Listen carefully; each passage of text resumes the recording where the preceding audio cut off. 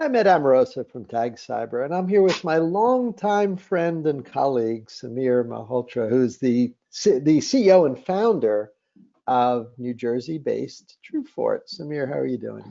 Hey Ed, I'm doing great. How are you? I was joking before that you look like a radio announcer with those cool headphones I on. know So, we're all in this pandemic era becoming radio hosts, so you have to join and well, fit in. we're going to spend some time talking about application security. I know you're one of the people I think knows as much about this area as anyone. So for people who are tuning in to watch, I think this will be a good opportunity to learn about both state of the practice, also state of the art in securing applications. Samir, real quickly, say a couple words about TrueFort, and then I want to talk to you about application risk and posture. But just give a little commercial for the company first. Sure, absolutely. TrueFort, we're focused on helping customers protect their applications cloud to the ground. And the biggest value from us is the platform approach, where we solve multiple problems with a single platform. We've raised institutional capital recently as of last year and are growing pretty well even through these difficult times. It's been fun to watch. I've known you for quite some time, and it's quite exciting. You know, one thing I think we both agreed on is that if you go back far enough, your business might have been characterized by physical plant and people and building all. Now it's your apps, right? If you were going to describe the business, I think you'd describe your. Do I have that right? I think that's probably the most Abs important thing in your business, right?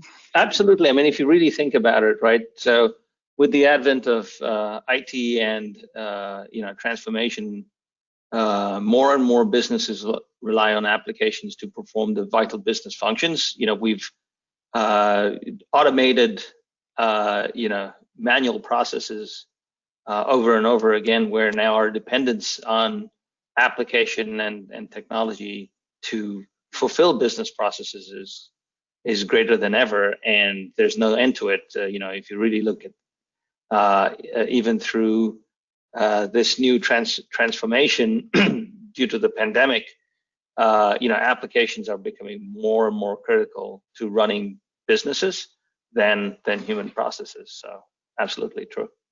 Now, when we talk risks, if someone asks you, hey, what are the issues, what are the problems? Is it insiders? Is it malware? Is it all the above? Give us a little 101 on what all the things that you keep application teams up at night worrying. What are the threats that people should be concerned with? Yeah, I mean, surely from an external perspective, there's always threats, whether it's external hackers, IP, data theft, ransomware is pretty ubiquitous. And what tends to happen is that there's a lot of controls put in that place, but many times we see that there are simple mistakes made in the environment, especially as you go transforming to cloud platforms or just movement of data that, if not done well, exposes companies to particular harm depending on the industry. And we've also seen where in the healthcare, or we hear this a lot in hospitals, where critical applications that perform critical functions such as scanning and other controls can be disabled, thereby causing risk to not only their business but to life, and these are serious problems. Yeah, I'll say. No, you guys use a phrase that I really like. In fact, I'm going to blog about it. This idea of application risk posture, and both assessing and reporting and managing that. What does that mean? Is that something that you guys are reviewing and measuring? And then I do want to get into the platform, but let's start with this idea of posture. What does that even mean? Sure. So application risk posture. So for years, as security practitioners, we've gone back to our technology teams and have talked about things such as hardening, things such as identity controls, vulnerability scanning, static, IaaS, DAST operating systems. But we've always done it from a infrastructure centric or from a topic centric view, right? So here's my source code scanning, and here are the results and the scores of it. But we run our businesses through our applications, and the priority for what we're trying to protect or move or run, for example, protecting something that runs your HR systems might be more critical than something that runs your cafeteria menu. But you start to apply the same weightage, and that's a problem. And so we then sat back and said, look at all the real-time telemetry we're generating and the controls we're generating. How do the security organizations or security teams express this back to their stakeholders? And as we worked with several customers, app risk posture started to become more prevalent in the conversation.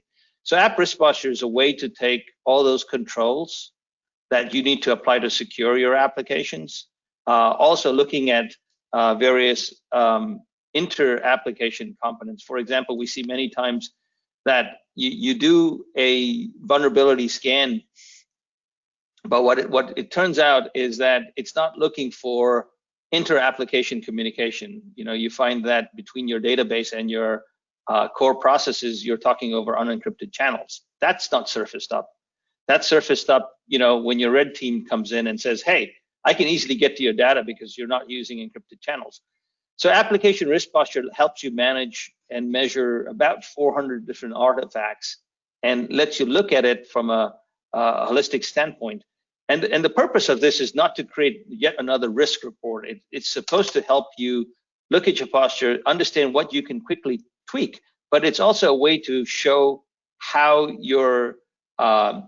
well you're managing your risk posture. And some organizations do a great job at it, but are unable to express it. This is one way to help them look at not only the risk, but look at how well they're performing.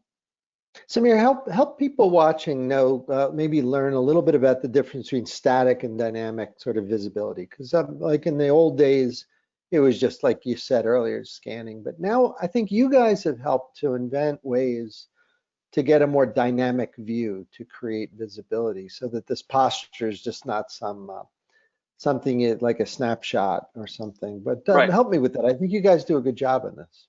No, yeah, certainly. The challenge in the real world is what is a runtime environment versus what we look at it from our code repositories, right? Our code repositories and doing code analysis and build analysis is very important.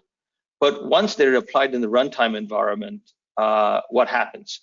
What we find is that that's where the lacks of controls causes significant cyber risk. So you've got to manage both the dynamic real-time space, things such as like, what are my applications connecting to? Are they connecting to the right sources? Are we running the right software? Is the software that we're running still the same as intended? There's several things that happen in the runtime state that, if not monitored or measured, certainly add to the risk. And TrueFort takes that environment, helps you understand, manage, and monitor it so that you can de-risk all the way from your static side in producing the code to the runtime environment that's operating. Interesting, that interplay between visibility and control, right? Because they're dependent on each other. Like, it doesn't make any sense to introduce controls without really knowing what's going on. Has that been your experience? Like, the telemetry that comes out gives you an insight into where there may be problems? Because I'm going to guess that, you look at 50 different applications, a lot of these have very different characteristics, even from the same vendor. Yeah. You probably see different things that require different types of controls. Has that been your experience, like, as you interplay visibility and control? Absolutely. I mean, we can take the simplest example of, certain industry standards such as PCI or NIST will tell you you've got to harden your platforms in certain ways, right? And what you find is that one of those controls changes the behavior, or lack of the control has another set of behaviors. And there's no way to understand it until you really see what the impact is. And having a lack of visibility and just a notion of control really doesn't help you understand if your controls are effective, right? We've seen many times, and it's a pretty known fact that you apply control once and then you're monitoring the controls versus the behavior. If you took it the other way, that look, we apply the control, we should not see this behavior ever happen again. That's a more effective way of securing the environment than monitoring controls. On this issue of visibility, I've heard you a number of times comment on the quality of the telemetry, the data that's being pulled. And I did this kind of funny comment that I think I heard you guys make once about the signals and noise, that when the telemetry is bad, you got a bunch of noise and you're actually trying to create signal from noise. Am I getting that right? I might have twisted the words. So expand on that concept. I think that's a good one.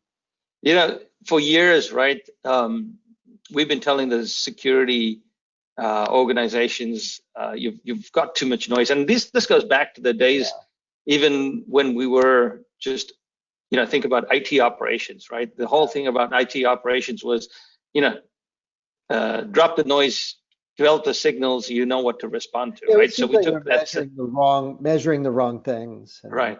And so charts, right. And so we took that same concept and went to security and said, look, your SOC operations are crazy.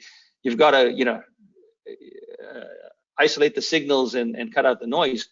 And then we threw a multitude of tools, and now the SOC has signals and signals and signals, which have just become again noise. And so what's the challenge with that, right?